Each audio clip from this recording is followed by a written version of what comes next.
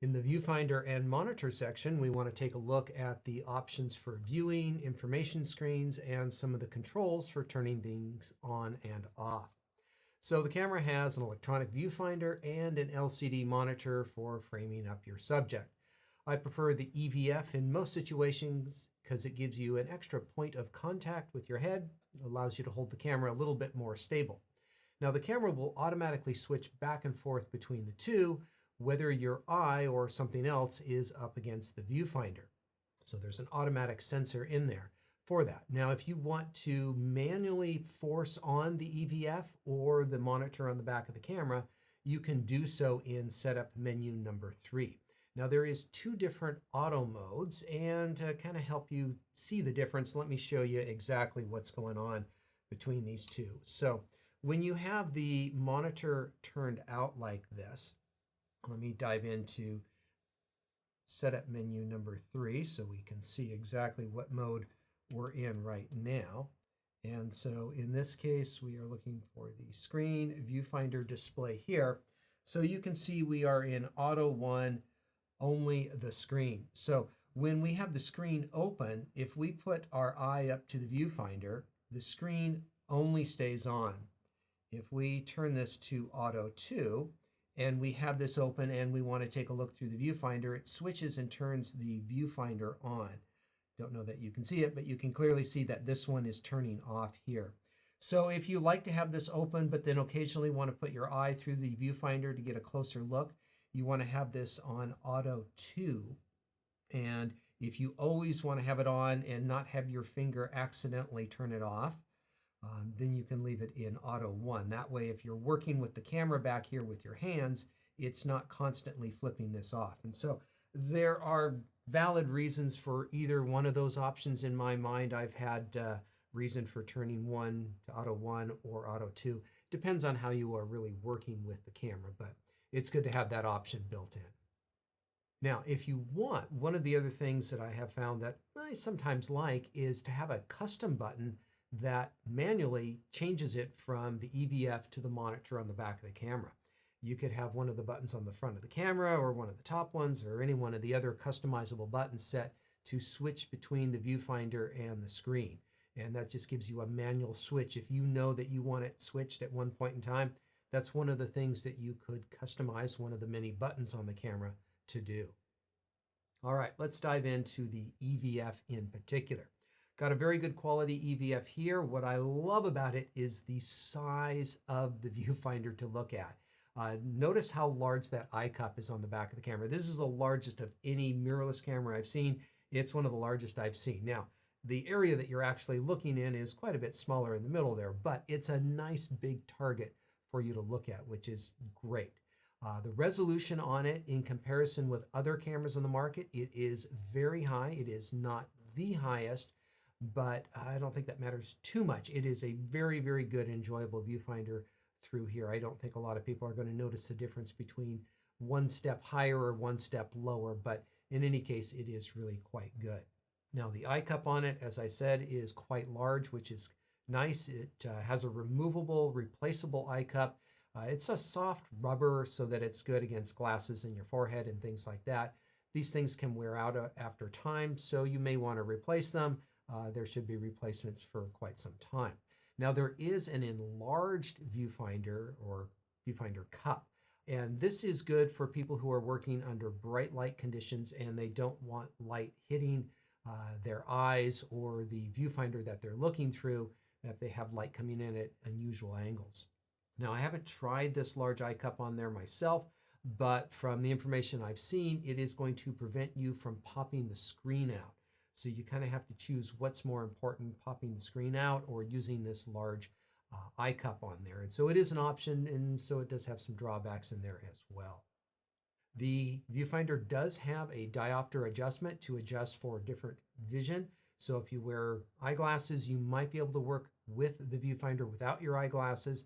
You may want to play around with that diopter to see if you can get it set right for your eyes. Generally, what you want to do is look through the viewfinder and look at technical numbers and detailed information and adjust that diopter so that it's right for your eyes.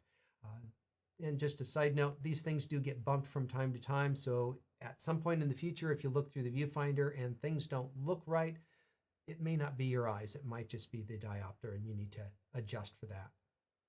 All right, looking in at the frame as you put your eye up to the viewfinder, the accuracy is about 100% there. So when you see something on the very edge of the frame, it's going to be very accurate. Now there is two different display formats that you can use. There's a standard display, which is display 1, and then display 2, which is smaller, which is designed for people that might be wearing eyeglasses or goggles, or for some reason cannot get as close to the back of the camera. And so you generally don't want that smaller one if you don't absolutely need it for those special reasons. And so generally going to leave it in display 1 for most people in most situations. Of course, in the viewfinder is going to be some critical information all along the bottom, a lot of exposure information, a few other key bits. One thing to note is that in the middle and the bottom of the frame is your exposure compensation. By default, this is the options that is there. If you are moving up to this camera from a lower level camera, this is normally where your exposure indicator is. And on this camera, the exposure indicator is over on the right-hand side. We've mentioned this before, but it's a notable change.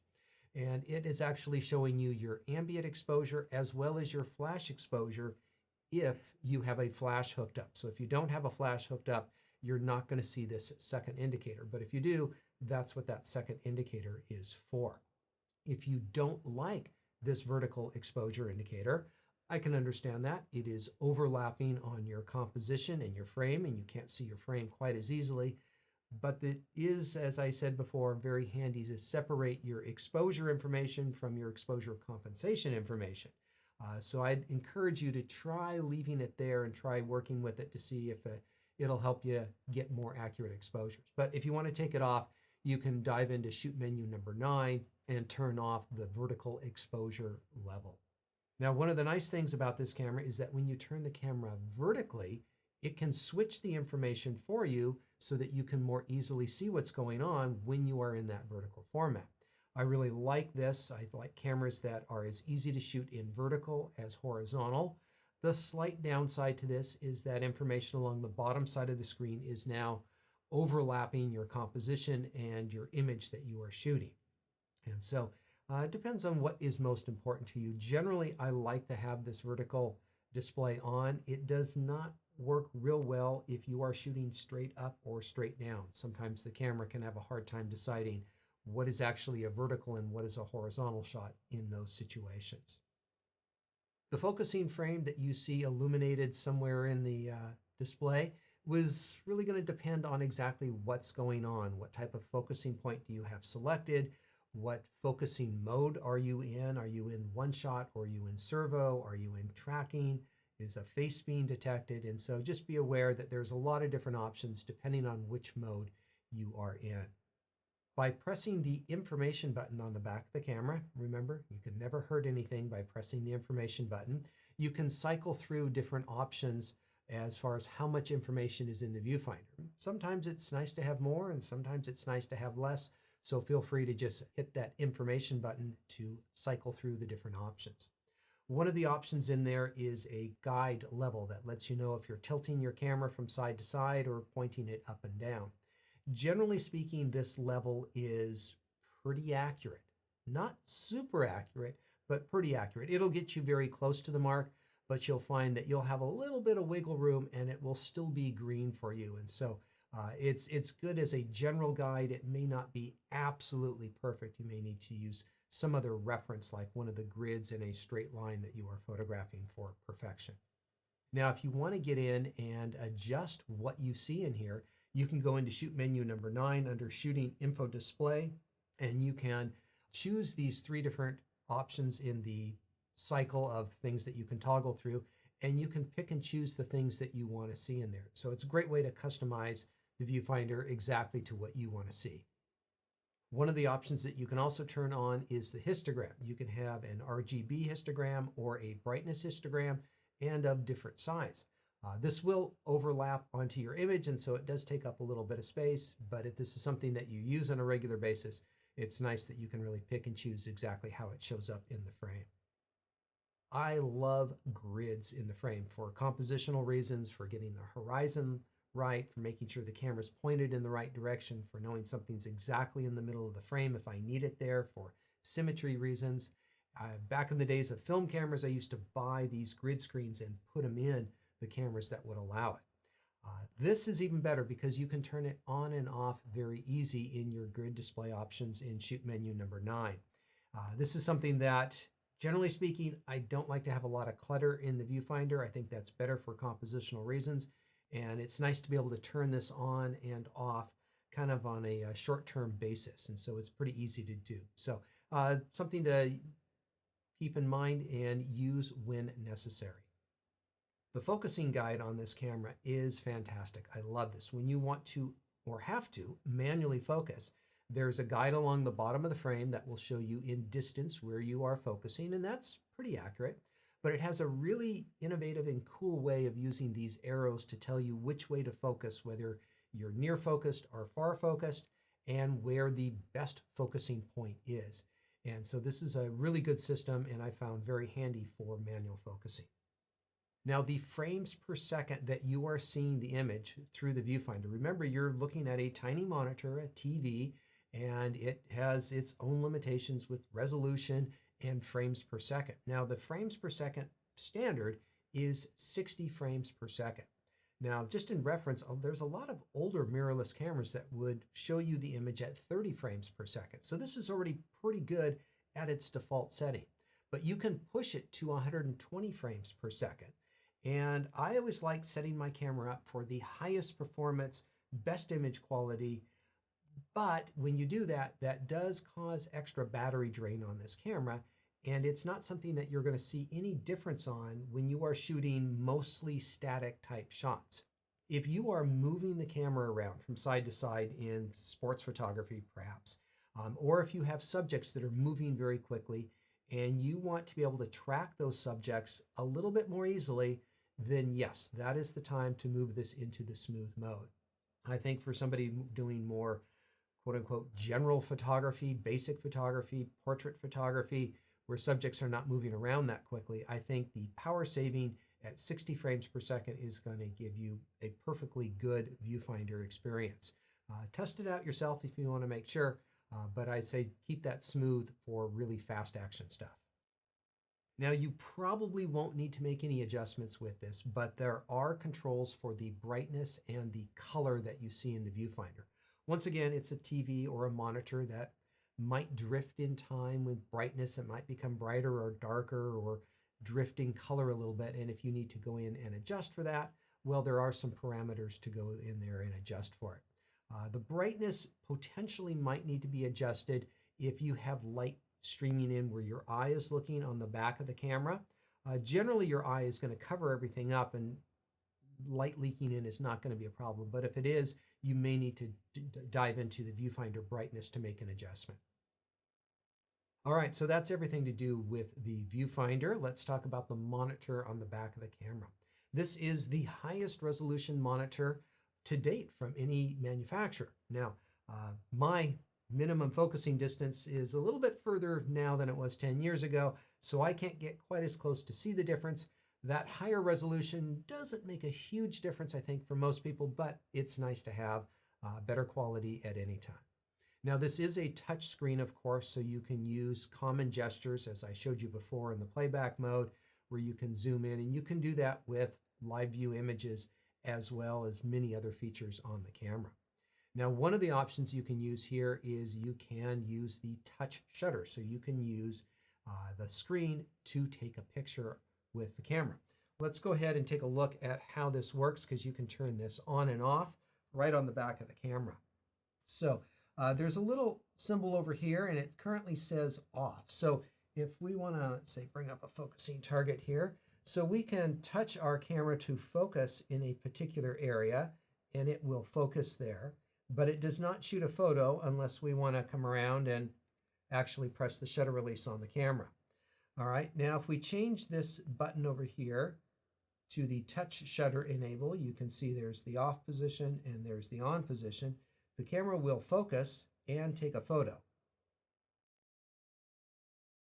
And so if you want to use that for taking photos, you can. If you want to use it for just moving your focusing point around, you can turn that off. And this is something that can be turned on and off on screen, as I've just done here. You can also dive into the menu system and do it there as well.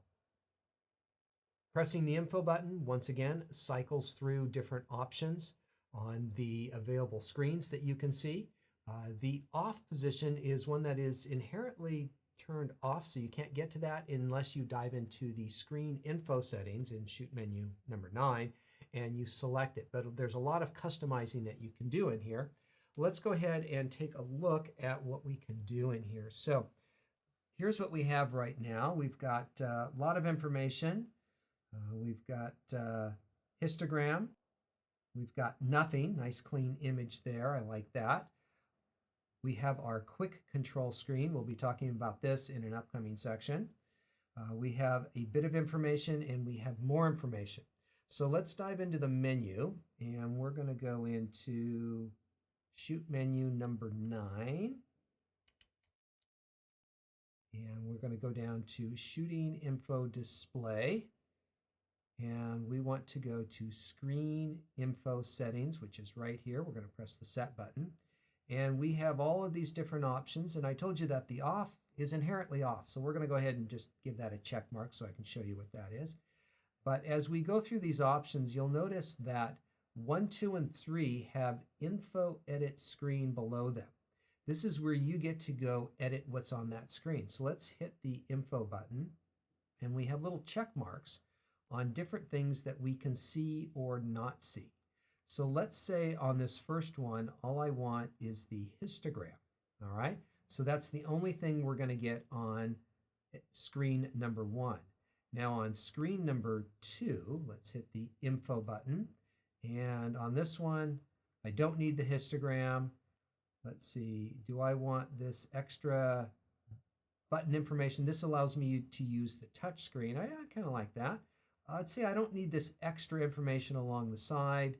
And it does give me the basic information on the top and bottom, and we're going to say that's okay as well. Number 3, let's go into info here. I've already got the top buttons. I don't need that side information. I'm just looking for the level in this particular one here. All right, so now when I press the info button, this is our 3rd screen. We're going to need to kind of cycle through. Here's our 4th, our 5th. Here's just our histogram. Here's information on the top and bottom, and I can use the touch screen here if I want to adjust settings on the back of the camera. Let's set this and get it set there. We can go in, we can change our apertures if we want. And then if I hit info again, it just cycles through the different options. And so let me dive back in here because it looks like I forgot to get this one set here. This is the screen off setting. So if you just want to turn the screen off, you got to go in and check that one on. So now as we cycle through, one of the options is just the screen off. And so if you just want to turn it off, you can turn it off and then cycle through again with the info buttons. And so there's a fair bit of customization that you'll probably want to adjust for the way you like to shoot here. A very important feature is display simulation. You see, when you're looking at the monitor or the viewfinder for that fact, the standard way of operation is this display simulation enabled, which means as you adjust an exposure, you will see real-time brightness and darkness changes in the image itself. And so in this example on the right, I'm changing shutter speeds, and you can see the exposure indicator going up and down, and you can see the image getting brighter and darker. And this works really well for anyone working out in natural light, wanting to see what their exposure is going to look like in the final image, even before they take it. Now, there is situations where you may not want that. You may want a steady, easy to see image all the time. And so over on the left, as we disable this particular feature, you will see that I'm changing shutter speeds, and the exposure indicator on the right side of that camera on the left is going up and down, but the image brightness is not changing at all. And so if you would prefer to check your exposure simply with the exposure indicator, you may want to have it disabled. One time that you would definitely want this disabled if you are working in the studio with flash photography. Cameras cannot estimate how bright it's going to be when the flash fires and show that to you in the viewfinder. So you would probably want to have your camera just set to this disable so that you have nice even brightness and viewing all the time. For judging what the final exposure is going to look like, I think enable is probably going to be the best. And so it really depends on how you shoot. Myself, I'm going to keep the camera on enable for most of the time, but when that doesn't work out, I'm going to quickly be switching it over to disable. So it's a very important feature to know about on a mirrorless camera. All right, there you go, folks. Lots of different options for the viewfinder and monitor.